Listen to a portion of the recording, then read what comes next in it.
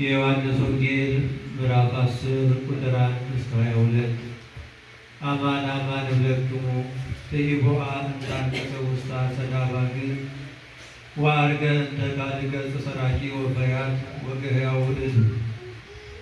እውነት እውነት እላችኋለሁ በጎች ወዳሉበት ስፍራ በበር ያልገባ በሌላ በኩል የገባ ሌባ ወንበዴ ቀጣፊ ነው። በበር የሚገባ ግን የበጎቹ ጠባቂ ነው። ለእርሱ በረኛው ይከፈትለታል፣ በጎቹም ቃሉን ይሰሙታል። በጎቹን በየስማቸው ይጠራቸዋል፣ ያወጣቸዋልም ያሰማራቸዋልም። ሁሉንም አስወጥቶ ባሰማራቸው ጊዜ በፊታቸው ይሄዳል፣ በጎቹም ይከተሉታል፣ ቃሉንም ያውቃሉና። ሌላውን ግን አይከተሉትም፣ ከእርሱም ይሸሻሉ እንጂ ቃሉን አያውቁምና። ጌታ ኢየሱስም ይህንን ምሳሌ ነገራቸው፣ እነሱ ግን የነገራቸውን አላወቁም። ዳግመኛ ጌታ ኢየሱስም እንዲህ አላቸው፣ እውነት እውነት እላችኋለሁ የበጎች በር እኔ ነኝ። ከእኔ አስቀድሞ የመጡ ሁሉ ሌቦችና ቀጣፊዎች ናቸው፣ ነገር ግን በጎቹ አልሰሟቸውም። እውነተኛ የበጎች በር እኔ ነኝ። ወደ እኔ የገባ ሰው ይድናል፣ ይገባም ይወጣልም፣ መሰማሪያም ያገኛል። ሌባ ሊሰርቀው ሊያርደው ሊያጠፋው ካልሆነ በቀር አይመጣም። እኔ ግን የዘላለምን ሕይወት ሊያገኙ መጣሁ፣ በብዛትንም እንዲያገኙ። ቸር ጠባቂ እኔ ነኝ። ቸር ጠባቂ ስለ በጎቹ ቤዛ አድርጎ ሰውነቱን ይሰጣል። ጠባቂ አይደለም፣ በጎችንም ገንዘቡ አይደለም። እንደኛ ግን ተኩላ ሲመጣ ባየ ጊዜ በጎቹን ትቶ ይሸሻል። ተኩላም መጥቶ በጎቹን ይነጥቃቸዋል፣ ይበትናቸውማል። ምንደኛ የተቀጠረ ነውና ይሸሻል፣ ስለ በጎቹም አያዝንም። ቸር ጠባቂ እኔ ነኝ። የእኔ የሆኑ መንጋዎቼን አውቃለሁ፣ የእኔ የሆኑትም ያውቁኛል። አብ እኔን እንደሚያውቀኝ እኔም አብን እንደማውቀው ለበጎቼ ቤዛ አድርጌ ሰውነቴን አሳልፌ እሰጣለሁ። ከዚህም መንጋ ያይደሉ ሌሎች በጎች አሉኝ፣ እነርሱ ወደዚህ አመጣቸዋለሁ። ቃሌንም ይሰሙኛል፣ ለአንድ እረኛ አንድ መንጋ ይሆናሉና። ስለዚህም አብ ይወደኛል፣ እኔ ሰውነቴን ለበጎቼ ቤዛ አድርጌ አሳልፌ እሰጣለሁ፣ እንደገና አስነሳት ዘንድ። እኔ ራሴ በፈቃዴ አሳልፌ እሰጣለሁ እንጂ ከእኔ የሚወስዳት የለም። ነፍሴንም ከሥጋዬ ልለያት አዋህጄም ላስነሳት ከአባቴ ተቀበል። ሰማይና ምድር በወልድ ያመነ የዘላለም ሕይወት አለው አለ ጌታ ለደቀ መዛሙርቱ።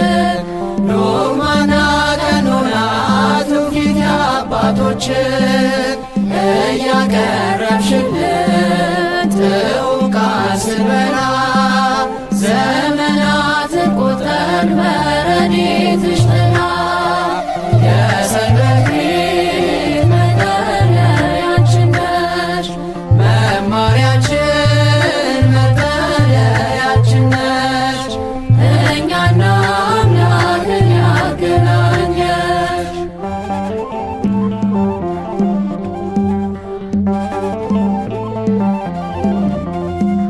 ሰው እንዳይሳሳት ትውልድ እንዳይጠፋ ትውልድ እንዳይጠፋ ወንጌል የምስራች በዓለም እንዲስፋፋ አባቶች ባርከውሽ ያቆሙሽ በጸሎት የድነት መስክነሽ ሰንበት ትምህርት ቤት የሰንበት ቤት መጠለያችን ነሽ መማሪያችን መጠለያችን ነሽ እኛና አምላክን ያገናኘሽ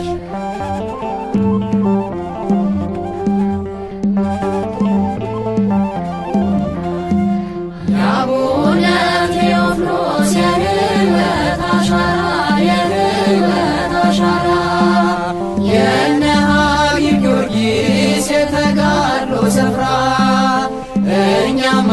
አንለይም ከቤትሽ ቅርንጫፍ ከአባቶቻችን ጋር ስማችን እንዲጻፍ የሰንበት ቤት መጠለያችን ነሽ መማሪያችን መጠለያችን ነሽ እኛና አምላክን ያገናኘ የሰንበት ቤት መጠለያችን ነሽ መማሪያችን መጠለያችን ነሽ እኛና አምላክን ያገናኘሽ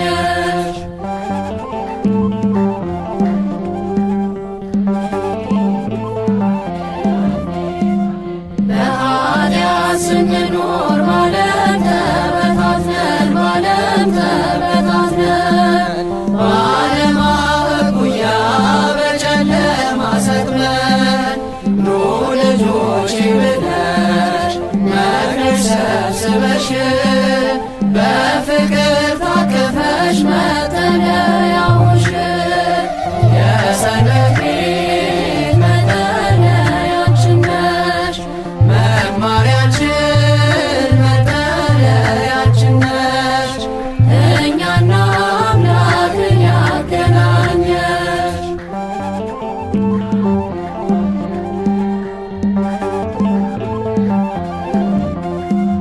ምስጢረ ሥላሴ ነገረ ማርያም ዶግማና ቀኖና ትውፊት አባቶችን እያቀረብሽልን ወወልድ ወመንፈስ ቅዱስ አሐዱ አምላክ አሜን። የተባረከ እግዚአብሔር አምላክ አበዊነ አምላክ ቅዱሳን ስቡሕኒ ውእቱ ወልዑልኒ ውእቱ ለዓለም እስከ ዘላለሙ ድረስ ምስጉን የሆነ አምላካችን ስሙ የተመሰገነ ይሁን። እናንተም እንደሚገባችሁ ክቡር አባታችን መላከ ሰይፍ ቀሲስ አብነት የዚህ ታላቅ ዋና አስተዳዳሪና የዚህ ሕዝብ ያጋገረው በዚህ በዮሐንስ ራእይ ምዕራፍ 2 ቁጥር 1 ላይ ቁጥር 1 እስከ 5 ያለውን ኃይለ ቃል ይዘን እንነጋገራለን። እግዚአብሔር አምላካችን ይግለጽልን። የተላከው መልእክቱ ለኤፌሶን ላለችው ቤተክርስቲያን ነው። መልእክቱን የተናገረው መልእክቱን ጽፎ ለኛ ያስተላለፈልን ቅዱስ ዮሐንስ ነው። የትምህርታችን መነሻ ርዕስ የሚሆነን የቀድሞውን ፍቅርህን ትተሃልና የምነቅፍብህ ነገር አለኝ በሚል ርዕስ እንነጋገራለን። ቅዱስ ዮሐንስ ወልደ ነጎድጓድ ታላቅ የቤተ ክርስቲያን አባት፣ አንድ ወንጌል፣ 3 መልእክታት እንዲሁም አንድ የትንቢት መጽሐፍ የጻፈልን እንዲሁም አንድ ቅዳሴ በስሙ ተሰይማ ቤተክርስቲያን የምትገለገልበት ታላቅ አባት ነው። ከወንጌላት ሁሉ ከፍ ያለ ወንጌልን እየጻፈልን ቤተክርስቲያን ብላ ተብላ ቆማ እንድትታይ የዮሐንስ ወንጌል ትልቅ ድርሻ ይይዛል ማለት ነው። ዮሐንስ ከ4 መጽሐፍቶችን ከአዲስ ኪዳን ከ27 መጽሐፎች ውስጥ 4 መጽሐፍትን ዮሐንስን የጻፈው። ከ4 ውስጥ በራእይ ላይ የተናገረውን ኃይለ ቃል ይዘን የምንነጋገረው። እንዲህ ይላል፣ በኤፌሶን ወዳለው ቤተክርስቲያን መልአክ እንዲህ ብለህ ጻፍ። በቀኝ እጁ 7ቱን ከዋክብት የያዘው በ7ቱም የወርቅ መቅረዞች መካከል የሚሄደው እንዲህ ይላል፣ ስራህንና ድካምህን ትዕግስትህንም አውቃለሁ። ክፉዎቹንም ልትታገስ እንዳትችል እንዲሁም ሳይሆኑ ሐዋርያት ነን የሚሉትን መርምረህ ሐሰተኞች ሆነው እንዳገኛቸው አውቃለሁ።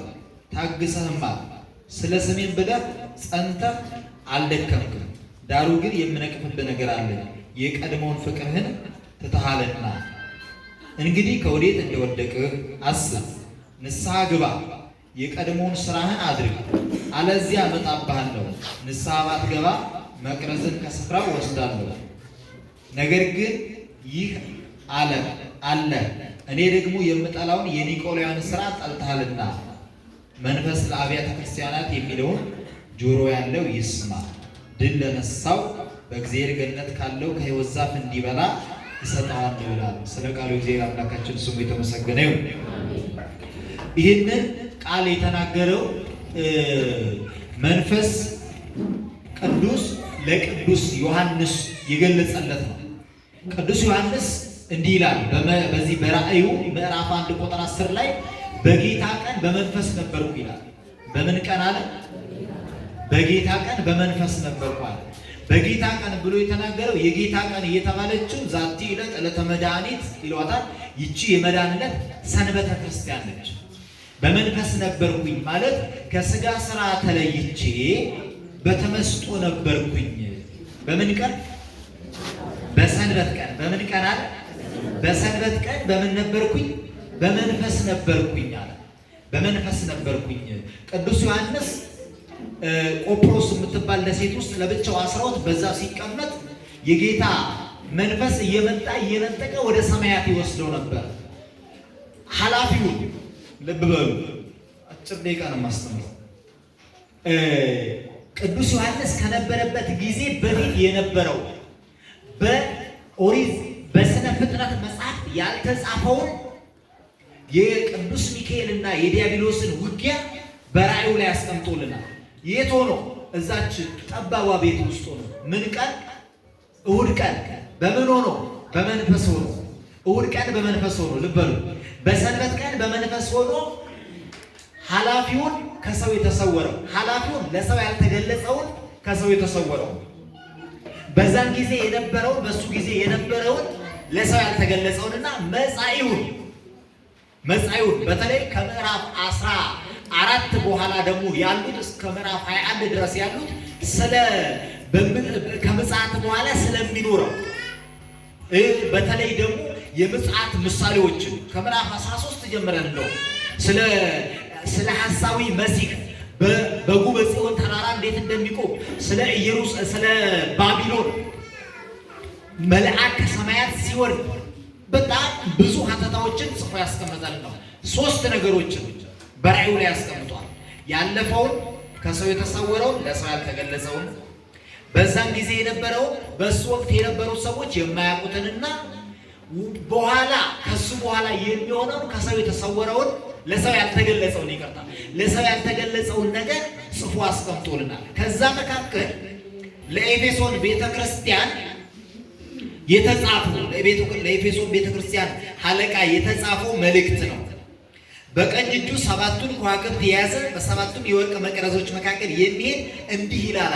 7 መቅረዞች የጌታ ስልጣናት ናቸው። አንድም ዙፋኑን ከበው ያሉት 7ቱ መብራቶች ናቸው። 7ቱ መቅረዞች 7ቱ ምንድነው? መዝሙር አለ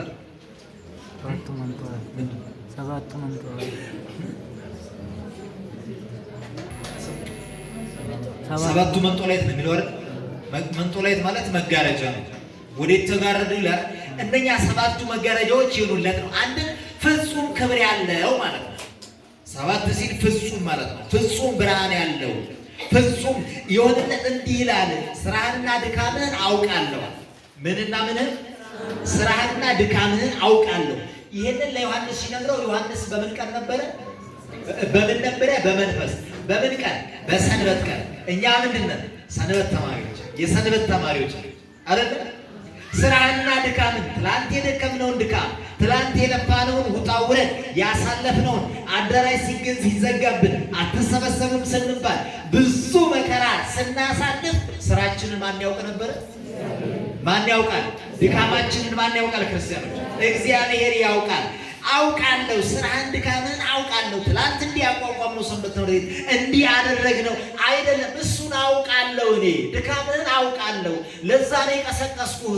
ለዛ ነው ሰንበት ትምህርት ቤት እንዲጠሩ ያደረግኩ፣ በእነሱ ልቦና ላይ እንዲጠሩ ያደረግኩ ለዛ ነው። ምክንያቱም ምንህን አውቃለሁ? ድካምህን አውቃለሁ። ትላንትና የሰራናት ጥቂት ስራ ለዛሬ እርሾ ነች። እርሾ ታውቃላችሁ አይደል? እርሾ በትንሽ ነው የሚቦካው አይደል? እርሾ ከበዛ ምን ይላል? እርሾ መጥጣል አይደል? ትላንት የሰራናት ትንሽ ስራ እንደ እርሾ ትጠቅማለች። እናስታውሳለን እኮ በላይ ሰበብ ያዳነው ያቺ ጥርኝ ውሃ ብቻ አይደለችም። ልብ ያቺ ትንሽ እየሰጣት ጥርኝ ውሃ አይደለችም። ጥርኝ ውሃ እንዲሰጥ ያደረገን መቼ ነው? ምንድነው? ትላንትና የነበረው ስራ ነው አይደል? እሷ እኮ በአማላጅ ስለ እመቤታችን ስለ ንጽሕተ ንጹሐን ብሎ ሲለምነው ያ እግራን ካሳ ወይንም መሄድ የማይችል ሰው ምንድን ያለው? እሷማ ድሮ እኮ በልጅነቴ በአማላጅነቷ መንግስተ ሰማያት ታስገባለች ሲሉ ምን ብያለሁ? ሰምቻለሁ። ይሄ እርሾ ነው፣ ትላንት የተቀመጠ እርሾ ነው። ስራህን ድካምህን አውቃለሁ የሚለው ይሄንን ነው። ስራህን ድካምህን አውቃለሁ። ከዛ በኋላ ያችን ጥቂት ውሃ ሰጠ። እመቤታችን ምን አደረገችባት ይላል? ጥላዋን አጠላችበት ይላል አይደል? ሲመዘን እመቤታችን በነገራችን ላይ ቅዱሳን ሁሰት የሚባል ማዕረግ አለ። ሁሰት የሚባል ማዕረግ ላይ ሲደርሱ ጥላ የላቸው፣ ከጥላ ውጪ ናቸው። ምክንያቱም ከዚህኛው ብርሃን ፀሐይ ብርሃን ሲኖር ነው አይደል ጥላ የሚጠላው። እነሱ ይሄንኛው ብርሃን አያበራላቸው ወይ ፍቅዱ ይሄንኛው የፀሐይ ብርሃን ያበራላቸው ዘንድ አያስፈልጋቸውም። ምክንያቱም ተሰጥሞ ውስጥ ብርሃን የሚባል ማዕረግ ላይ ይገባል። ሌላ ብርሃን ውስጥ ስለሚገቡ ከጥላ የተሰወሩ ናቸው። ጥላዋን አሳረፈችባት የሚለው ምኑ ነው? ረድኤቷ ታከለበት ማለት ነው። ረድኤቷ አማላጅነቷ ምን አለበት? ተጨመረበት ማለት ነው። ስራህን ድካምህን አውቃለሁ ነገር ግን አውቃለሁ ክፉዎችን ልትታገስ እንዳትችል። ትላንት ሰንበት ትምህርት ቤት ይፍረስ፣ ትላንት አገልግሎት ይቁም፣ ትላንት እንዲህ ይባል ሲባል መታችሁ ሽንጣችሁን ገትራችሁ እንደተከራከራችሁ አውቃለሁ ይላል ጌታ። አውቃለሁ ነገር ግን ትላንት በጌታ ቀን በመንፈስ እንደነበራችሁ ዛሬ እንደዛ አይደላችሁ። ትላንት በመንፈስ ነበራችሁ። በጌታ ቀን ጌታን ታመሰግኑ ነበረ። ጌታን በዝማሬ ከፍ ታደርጉት ነበረ። ድምፃችሁ ሰዎችን እስኪያስደነግጥ ድረስ አጋንንትን አንቀጥቅጦ እስኪበትን ድረስ ትላንት በጌታ ቀን በመንፈስ ነበራችሁ። ዛሬ ግን የት ናችሁ? የት ነው ያላችሁት ይላል። ታግሳል። እውነት ነው። ብዙ ፈተና አልታገስንም ይህ ሰንበት ትምህርት ቤት ሲቋቋም። ምክንያቱም እኔ እዚህ ባልኖር በነበርኩበት ቦታ፣ መላከ ሳይል እዚህ ባይኖሩ በነበሩበት ቦታ፣ መምህር ገዛኸኝ እዚህ ባይኖሩ በነበሩበት ቦታ ሰንበት ትምህርት ቤት ተቋቁሞ ስር ይዘው ሲቆም ድረስ በምን አይነት ፈተና ውስጥ እንዳለፈ ስለምናውቀው ሐዘነ ዘፈተነ የአምር ሐዘን ነው አይደል?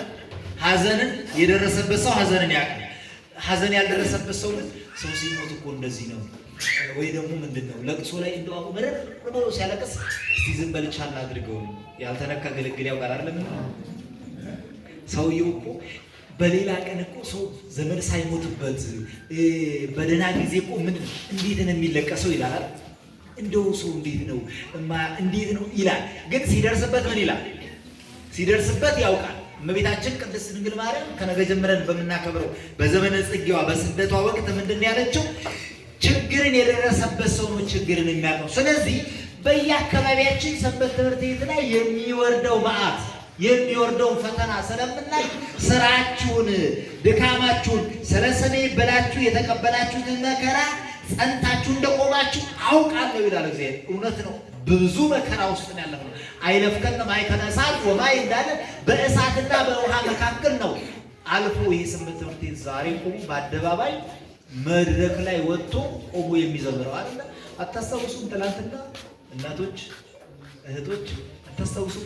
አይደለም መድረክ ላይ ወጥቶ መዘመር ቀርቶ ተሰብስቦ ስንዘምር ምን እንደምንባል እናውቃለን። ዲያቆናት ሰንበት ትምህርት ቤት ገብተን ስንማር ስናስተምር ሰንበት ትምህርት ቤት ከገባ አትቀድስም። እናንተ ጋር ከሌላ አላውቅም። እኔ ያደኩበት ቦታ ግን ነበር። ሰንበት ትምህርት ቤት ከገባ አትቀድስም እስከ መባል ድረስ። ፈተናው ከየት ነው? ኢንተርናል ነው፣ ኤክስተርናል ብቻ አይደለም። ከውስጥ የነበረ ፈተና ነበር። ያንን እንደታገሳችሁ አውቃለሁ። ዳሩ ግን አለ የመጨረሻ ዳሩ ግን የምነቅፍብህ ነገር አለኝ። ዳሩ ግን ትላንትና ታግሳችሁ ያቋቋማችሁትን ሰንበት ትምህርት ቤት ዛሬ ምን ብላችሁታል? ትታችሁታል። ትላንትና በጌታ ቀን በመንፈስ ነበራችሁ። ትላንት በጌታ ቀን ከበሮ ይዛችሁ ዝማሬ ነበር የምታጠኑት። ትላንትና እግዚአብሔር ነበር የምታመሰግኑበት። ዛሬ ግን ትታችሁታል። አሁንም ተመለስ፣ ንስሐ ግባ። ምን በል? ንስሐ ግባ፣ ተመለስ። እምቢ ብትል ግን እመጣብሃለሁ፣ መቅረዝህን ከቦታው ነቅላለሁ። ምንን? መቅረዝህን። ትላንት የምናገለግልበት ጸጋችሁ ይወሰዳል ማለት ነው። ሌላ ጸጋችሁ ይወሰዳል ነው። ክርስቲያኖች ልንነቃ ያስፈልጋል። ቢያንስ ከሳምንት አንድ ቀን ለእግዚአብሔር ቤት ልንሰጥ ያስፈልጋል። እስቲ ደስ አይልም? እንዲህ ስታዩት እንዲህ በአንድነት ተሰብስበን ስለ ገሌ እኮ አይደለም የምናወራው፣ ስለሆነ ፖለቲካ ድርጅት አይደለም የምናወራው፣ ስለሆነ ፓርቲ አይደለም። ስለማን ነው የምናወራው? ስለ አምሳየ ዓለማት መጋቢ ፍጥረታት ስለ እግዚአብሔር ነው የምንነጋገረው። በሰማያት እንዲኖረው ነው የምንኖረው። በዚህ በሐዋርያት ሥራ ምዕራፍ 1 ቁጥር 14 ላይ ሁሉም በአንድነት ተሰብስበው ለጸሎት ይተጉ ነበር፣ አንዲት ነፍስም ነበረቻቸው ይላል። ስንት ነፍስ? እኛ አሁን እዚህ ውስጥ ያለን ሁላችን ስንት ነፍስ ነው ያለን? አሁን አንድ ነፍስ ኖሮ አይደለም ስንሞት መቼም ሁላችንም በየግላችን ነው የምንሞተው አይደል? ግን እዚህ ጋር የተሰበሰብነው ለስንት ዓላማ ነው? ሁላችንም ለአንድ ዓላማ ነው፣ ለአንዲት ዓላማ ነው። አንዲት ነፍስ አንዲት ሐሳብም ነበረቻቸው ይላል። ምን ሲሉ? ሲመለሱ ትላንትና የነበረንን አገልግሎት የተውነውን አገልግሎት ተመለሰን ስናገለግል ጌታ ምን ይላል? እነሆ እመጣብሃለሁ፣ ይህንን ካደረክ ግን እኔ ያሳለፍከውን ፈተና ያሳለፍከውን ነገር ሁሉ አውቃለሁ። እንዲህ ካደረግ ተመለሰ ንስሐ ከገባ ግን የክብርን አክሊል እሰጥሃለሁ ይላል። የክብርን አክሊል እሰጥሻለሁ። የምን አክሊል? የክብርን አክሊል እሰጥሃለሁ። ምን ካደረግን? የቀድሞ ፍቅራችንን ከመለስን፣ የአገልግሎት ፍቅራችንን ከመለስን። እሁድ ሲመጣ ሰኞ፣ ዓርብና ቅዳሜ ሲመጣ እሁድ የምናጠናው መዝሙር ነው ትዝ ይለን አይደል? እሁድ ተረኛ አስጠኒ ከሆነ መዝሙር ተነስተን ተረኛ የምናስጠና ከሆነ ከበሮ የምናስቆረቁር ከበሮ የምናስጠና ከሆነ ከዓርብ ጀምረን የምናስበው ያንን ነው። ያ መንፈስ ዛሬ ያለ ክርስቲያኖች በጌታ ቀን በመንፈስ ነበርኩኝ አለ ዮሐንስ። የምንጠያየቀው ጥያቄ ታስታውሳላችሁ? ስነ ጽሑፉ ለማቅረብ ያለው ፉክክር ዛሬ እኔ ተራ ነው እገሌ ሳምንት አቅሟል።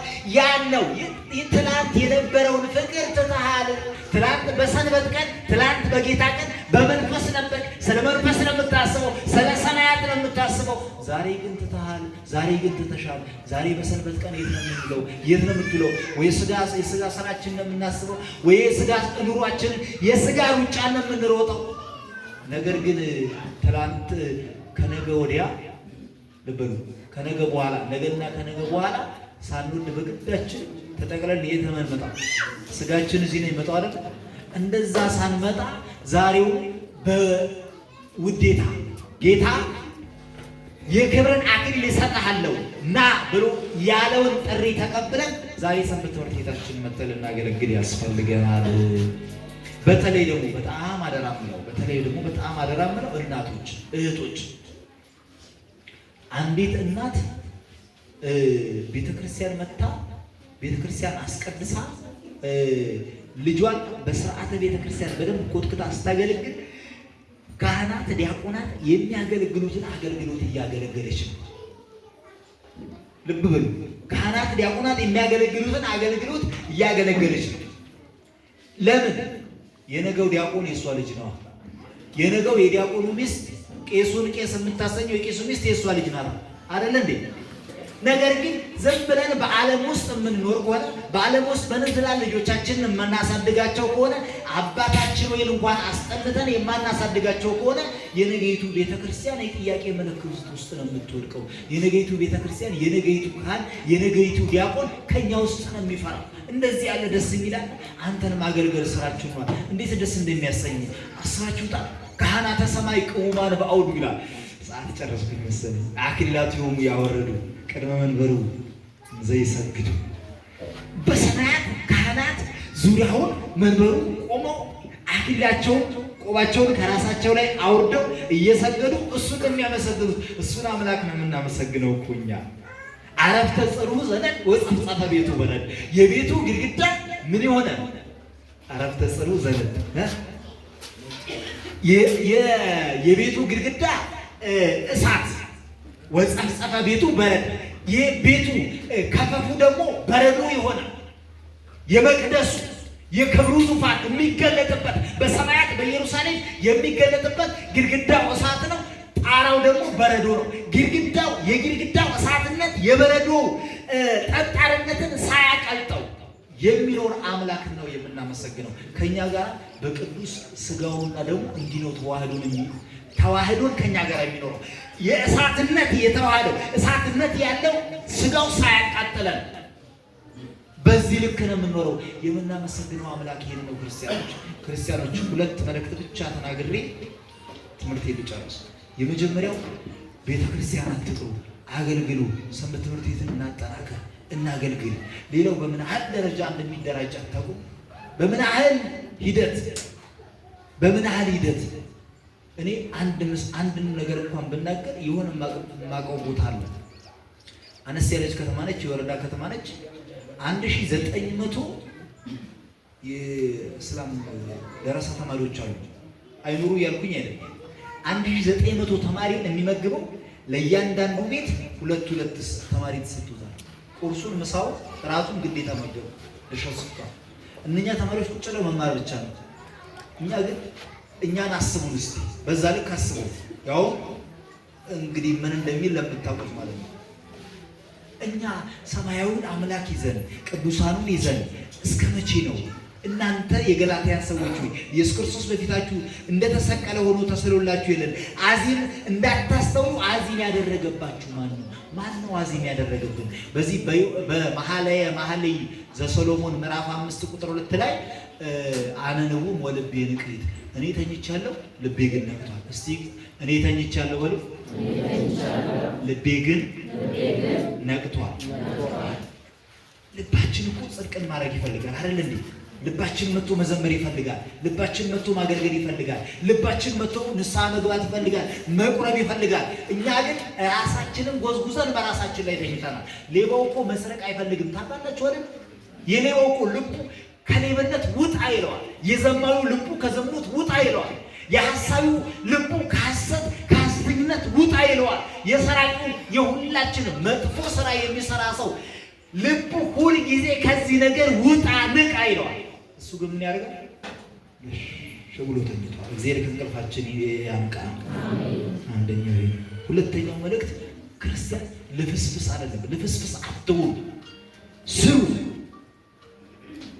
የትኛውንም ስራ ጠንካራ ሁኑ።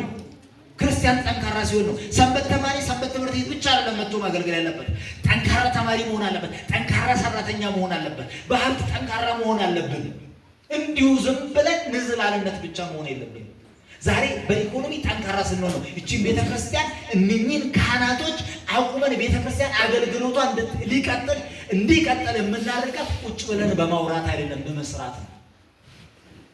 እያንዳንዷን ሰዓታችንን በአግባቡ በስራ ላይ እናውላት። ለጸሎት የተወሰነው ጊዜ፣ ከዛ ለስራ ደግሞ የምናሳልፈው ጊዜ ለስራ ቁጭ ብለን እየሳቀን ቁጭ ብለን እያፌዝን የምናሳልፍበት ጊዜ አይደለም። የቀድሞውን ፍቅርህን ትተሃልና የምነቅፍብህ ነገር አለኝ። የቀድሞውን ፍቅራችንን አጽንተን ጠብቀን በቀድሞ ፍቅራችን እንድንጓዝ እግዚአብሔር አምላካችን ይርዳ። ሰንበት ትምህርት ቤቱን ለመናገር የቅዱስ ገብርኤል ሰንበት ትምህርት ቤት ለከንቱ ውዳሴ አይደለም። በእርግጥ እውነት ለመናገር እኔ አዋሽ ከመጣሁ 4ኛ ዓመቴን ይዣለሁ። 2 ሰዓት ከ50 አስተምሬ አውቃለሁ። እዚህ መድረክ ላይ ቆሜ ትምህርት የማይሰለችው እውነት ትምህርት የማይሰለችው ምን ያህልም ሰዓት ቢማሩ 2 ሰዓት ከ58 አስተምሬ ጆንቶ ጥያቄ ይጠይቃሉ። አይደከማቸው። እውነት ልናግዛቸው ልናበረታቸው ያስፈልጋል። ሰንበት ትምህርት ቤቱ ሌሎች የወጡ ወደዚህ ቤተክርስቲያን ያልመጡትን ልጆች ወደዚህ ቤተክርስቲያን ልናመጣ ያስፈልጋል። ተተኪ አመራርን ተተኪ መምህራንን ልናፈራ ያስፈልገናል። ማዕረሩሰ ብዙ ወገበሩሰ ምንድን እዳት አይደለም የሚለው የሚታጨደው አዝመራው በጣም ሰፊ ነው፣ ሰራተኛው ግን ጥቂት ነው። ሰአልቦ ለባለ ማዕረር አይደለም ለገበሬው ለዛ ለአዝመራው ጌታ የአዝመራውን ጌታ ለምኑት ምን ያደርግ ዘንድ ሰራተኛ ይጨምር ዘንድ ለምኑት ነው የተባለውና አገልጋይ ልንጨምር ያስፈልገናል። እኛ የምንቆጥረው ቤት ውስጥ ያሉትን አገልጋዮች ብቻ ነው። ቤት ውስጥ ያሉትን ተገልጋዮች ብቻ ነው። ቤተክርስቲያን የሚመጡትን ብቻ ነው። እስቲ ገሌ መናፍቅ ሆነ ብለን ልናመጣው ይሄድናል ወይ? ወደዛ ማሰብ አለብን ክርስቲያኖች። እስቲ በዓመት ውስጥ ሰንበት ትምህርት ቤቱ ይሄን አደረገ፣ ስንት ሰው አስጠመቀ፣ ስንት ሰው መጥቶ ወደ ክርስትና ህይወት ወደ ንስሐ ህይወት መጥቶ በቄደር ተጠምቆ ከምንፍቅና ወደ ኦርቶዶክስ ተመለሰ። እዚህ ላይ ልንሰራ ያስፈልገናል። ሰንበት ትምህርት ቤቱ በጣም እየሰራ ነው። እናንተ ግን እኔና እናንተ በደንብ ልናግዛቸው ያስፈልገናል። በዚህ ጥሩ አስተዳደር ያለ ለከንቱ ውዳሴ አይደለ ማለት ነው። ሰው ምንድን ነው አነንቱ በቾቲ ነሜ ይባላል አይደል? ምን ማለት ነው? አዎ እንግዲህ እሱ ቀጥታ ትርጉሙ ሲሆን ወተት በበሶ ላይ ፈሰሰ፣ ከዛ ጎርፍ አድርጎ ይዞት ሄደ። አነንቱ በቾቲ ነሜ ማለት ምንድነው? በሶ ዝም ብሎ ይበላል አይደል? ዝም ተብሎ ተበጥጦ በውሃ ተበጥጦ በስኳር ከዛ ደግሞ ሞቅ ባለ ውሃ በጨው ተደርጎ ተጨምጦ ይበላል። ከዛ በሱ ደግሞ በቂሌ ደግሞ ወደንብ አምሮ ጭኮኑ ሲመጣ በማንኬት ትንሽ ነው የሚሰጠው አይደል? የጣፈጠ ማለት ነው። ሰባኪ ወደ አስተዳዳሪነት ሲመጣ እንደዛ ማለት ነው። እኔ ስለሌለውበት ራሴን እያወገዝኩኝ አይደለም። ሰባኪ ወደ አስተዳዳሪነት ሲመጣ ያውቀዋል። በስብከቱ ውስጥ ያለው የቱ ጋር ደካማ ጎን እንዳለ በደንብ ያውቀዋልና አባታችን ከስብከት ከሰንበት ትምህርት ቤት ተነስቶ የመጡ ናቸው። ሰንበት ትምህርት ቤቱ ይሄን አለ። ሰንበት ትምህርት ቤቱ ይሄ ነገር ቸግሮኛል፣ ይሄን ነገር ሙሉልኝ ብል በእርግጠኝነት ምንም የሰማሁት ነገር በእርግጠኝነት እሺ እንደሚሉ ግን እርግጠኛ ነኝ። ለምን? ከሰንበት ትምህርት ቤት ውስጥ ነው የወጡት። እዚህ ሊደርሱ ያደረሳቸው ሰንበት ትምህርት ቤቱ ነው እንጂ እኛ ጋር ኮሌጅ ኖሮ ኮሌጅ ወጥተን አይደለም። ኮሌጁን ያየነው አሁን ነው። ያወጣን መቼ ነው? ሰንበት ትምህርት ቤት ነው ያወጣ። ስለዚህ ሰው ደግሞ የበላበትን ወጪት ምን ያደርጋል? አጥቦ አንከባክቦ በክብር ነው የሚሰቅለው አይደል? በክብር ነው። ስለዚህ እናንተ ከበረታችሁ፣ ሰንበት ትምህርት ቤቱ ከጠነከረ አባታችን ለአገልግሎት ደከመኝ ሰለቸኝ የማይሉ ናቸው። እግዚአብሔር የቀድሞ ፍቅራችንን እንዲሰጠን የእሱ ቅዱስ ፍቃድ ይሆንልን። እግዚአብሔር ይባርካችሁ። በስብሐት ለእግዚአብሔር። ቤትህን ሰላም ዛሬ ምናፈቀኝ። የሥነ ግጥሜ ርዕስ የቤትህ ሰላም ዛሬ ምናፈቀኝ። ጌታዬ የምህረት አምላክ ሆይ ሲያጣ ሲገረጣ ከደጅ ማይጠፋ የሚወቃቀስ ቀዳዳው ሲሞላ መንገዱ ሲሰምር የማያስታውስ አትቆጣም አይደል የኃጢአተኛ ገላ ቢቆም ከመቅደስ የባከነ ነፍስ ህልሙ በኃጢአት የተከለለ ድንገት ቢወጣ ከአውደ ምሕረት ትቀበላለህ? አፈርኩኝ እኮ አቀረቀርኩኝ ነውሬ ቢያመኝ ያሳለፍኩትን እንዴት ልንገር እንባ ቀደመኝ። በልጅነቴ በእንቡጡ ገላ እንዳሸበሽብ እንድሰግድል ያ አደጋው እግሬ ወደ አንተ ጠራኝ። ምነካው ዛሬ ወደ አለመራኝ ኖሬ ላልኖረው ነፍሴ ተቀጣች በዓለም ቆሸሸ። ዝሙት ታወረ ሁሌ ከኃጢአት እየተሻሸ ያኔ እኮ እወደው ነበረ መስኪን ማንነቴን አከብረው ነበረ አበባ ሕይወቴን። እስኪ መልስልኝ ታማኝ ልጅነቴን ዛሬ ላይ ጠላሁት ያሁን እኔነቴን። ያኔ እኮ እወደው ነበረ መስኪን ማንነቴን አከብረው ነበረ አበባ ሕይወቴን። እስኪ መልስልኝ ታማኝ ልጅነቴን ዛሬ ላይ ጠላሁት ያሁን እኔነቴን። መልካም አልሰራው ወይ መልካም አልሆንኩ እድሜ የተቋጨ ባለም እየዞርኩ ጉልበቴ ደክሟል መንፈሴ ታሟል አቅሜ ዛለ ያ ከንቱ ልቤ ዛሬም አልከበው ይባል ከቤት ሆኖ ያን ጉስቋላ አረም ከጀለ። ብባከነ ልቤ ባከነ ብልጭ ነገር እያታለለው የለውም እኮ ብቻ ላይ ምሰላለው ላለው የለውም እኮ ብቻ ላይ ምሰላለው ላለው። የት ነው ያለሁት? ከደጀ ሰላም ወይስ ከዓለም? ከቤተ መቅደስ ወይስ ከሱስ? ከዘማሪው ነኞች ከጨፈረው እግሬና ልቤ ተበታተነው ጌታዬ ፈራው። እታበያለሁ ልታይናለሁ ልቦና ስጠኝ አንተን እንዳስብ ብርታት አድለኝ እየጠፋ ልቤን እንድሰበስብ። ፈራው እኮ ደነገጥኩ እኮ አንተን አፈርኩ ምንስ ልበል በምን አቅሜ። አትታዘበኝ ሲደክመኝ መጣው የትም ከርሜ። ፈራው እኮ ወንበዴው ልጅ መሐሪ አምላኬን አንተን ረቄ ይሄን ጎስቋላ ዓለም ናፍቄ ህመም ልታቀፍ በራሴ ከፋው እንዲህ ልጎድል ሞላልኝ ብዬ ከደጅ ጠፋው። መድኃኒቴ ሆይ መድኃኒቴ ሆይ ብርታት አድለኝ እምነት ጎሎኛል። የሰጠኸኝን ዓለም ነጠቀኝ ባዶ አድርጎኛል። መልካም መንገድ እግሬ አይለምድም ደካማው ልጅ ኃጢአትን እንጂ ጽድቅን አልወድም። ይኸው ጌታዬ ይኸው አምላኬ እሚጥል እንጂ አይዞ የሚለኝ ወሬ ስላጣው አትታዘበኝ ነው ቢመሽም ማርትጌ መጣው።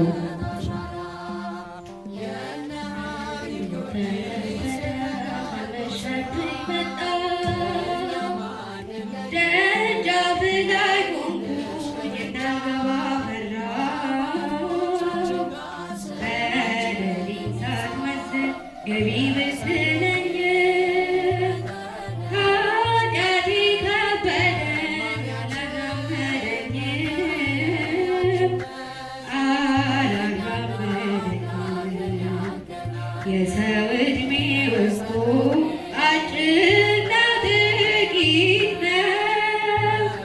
እንዴት ነው ሳላውቅ ዘመን ያለቀ ጉብዝናዬን ዓለም ወጣትነቴን ያን ልጅነቴን ለሞት ጋረድኩት።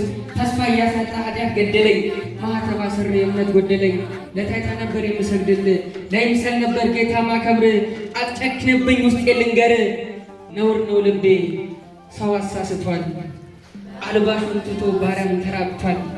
አልባሹን ትቶ ባለም ተራቅቷል። መቀደስ ትቶ ከሱስ አምሽቷል። መቀደስ ትቶ ዝሙትን ሽቷል። አትታዘበው ልቤ ሲያረጅ ሁሉንም አይቷል። ያኔ ስታውቀኝ ያኔ ስታውቀው ያኔ ስታውቀኝ በቀን 3-4 ነበር አይደለ የምሳለን። ዛሬ ረስቷል እንደማያውቅ አንተን እስኪያልፍ ይናፍቀኝ ጀመር ይናፍቀኝ ጀመር ይናፍቀኝ ጀመር። አበባው ልጅነት በነበር የቀረው ወደ ቤተ መቅደስ አልተመለስኩኝም። ምክንያት ሳይገባኝ እንደወጣው ቀረው። ፈራሁ እንጂ አንተ እኮ ታስፈራ። መምጣቴ ነው ደስታ ፍቅርህ አይታማም። ሽምቅቅ አለች ነፍሴ መስቀልህን ሳየው። በደሌን አሰብኩት ደምህን እያየው። ወጣትነቴን እየው ሲቀላ ወጣትነቴን እየው ሲቀላ እውን ተስፋዬ እየው ሲላላ። ቀና መንገዴ ተጣመመብኝ አበባው ህልሜ ሾነብኝ። ወጣትነቴን እየው ሲቀላ እውን ተስፋዬ እየው ሲላላ። ቀና መንገዴ ተጣመመብኝ አበባው ህልሜ ሾነብኝ። ቃልህን እንዳትኩት ልጄ ብትለኝ እኔ አላውቅህም። ምነው ዝም አልከኝ መልካም ልጅ አልናፈቅሁም።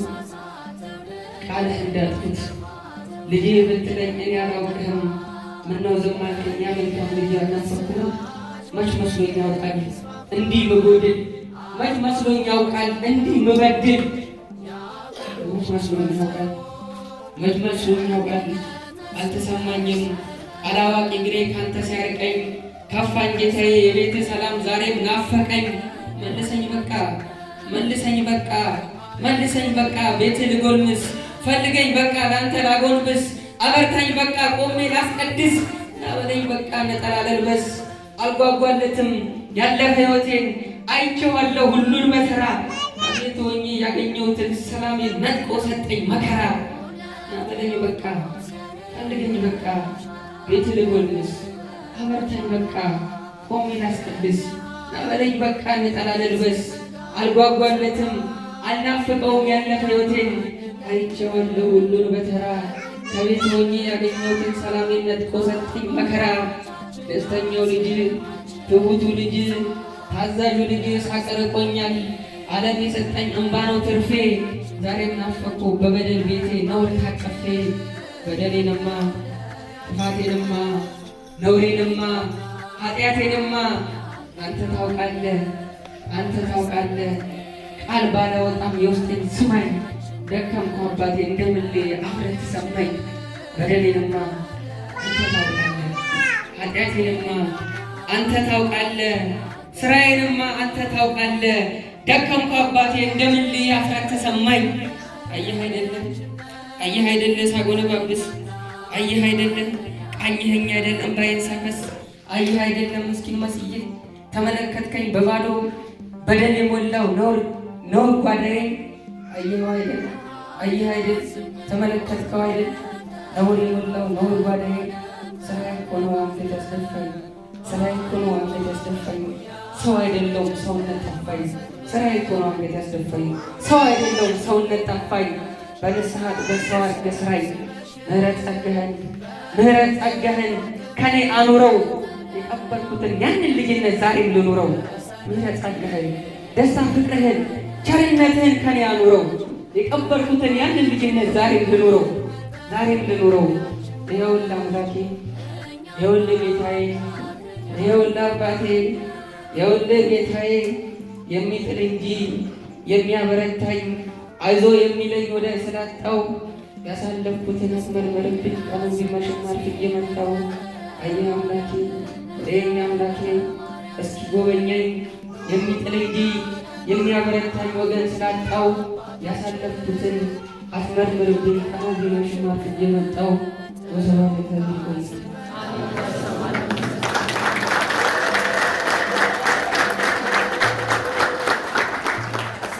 ያሰማለን። ከዚህ በላይ የሚያገለግሉበትን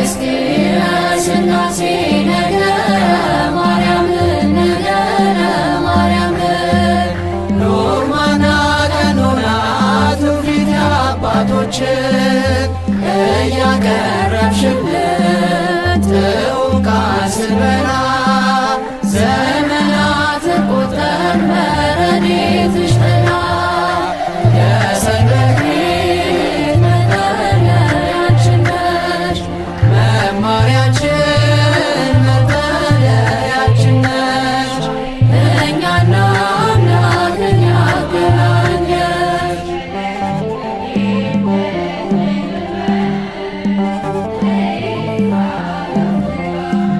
ሰው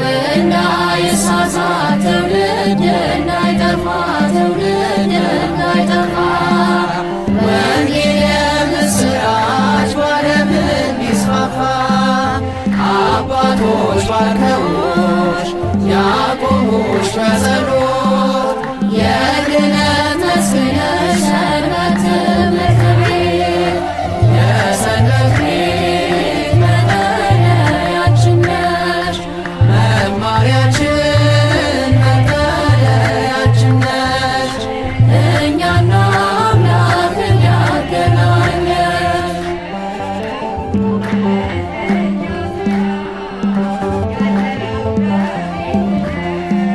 የአቡነ ቴዎፍሎስ የሕይወት አሻራ የሕይወት አሻራ የእነ ሐዲግ ጊዮርጊስ የተጋድሎ ስፍራ እኛም አንለይም ነቢይሽ ቅርንጫፍ